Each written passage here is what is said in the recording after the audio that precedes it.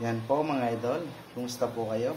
Magluluto tayo ng isang mabilisang ulam mga idol. Yan po, pinagsisiba ko na po yung mga gagamitin natin, tsaka yung pong mga aromatics natin. Tara na po. Yan po mga idol, sinumpisa natin sa paggisa ng mga aromatics natin mga idol. Yan, napakasimpleng galawan lang po mga idol. Yan, sinunod ko na rin po yung kamatis natin mga idol.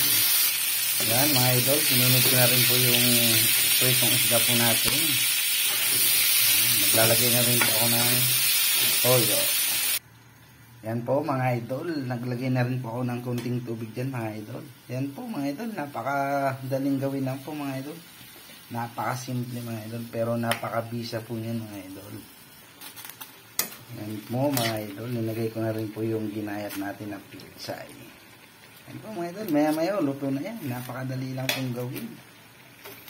Napakasimple. Yan na nga mga idol po, kumukulo na po. Mag-add lang po ako ng konting liquid seasoning. Pangpadagdag aromatics, pangpadagdag lasa. Napakabisa niyan mga idol po. Kayo po mga idol, ano pong ulam nyo? Pakicomment nyo naman po. Yan na po mga idol, yari na po. Napakasimpleng galawan lang po. Kaya na po tayo, happy lunch time.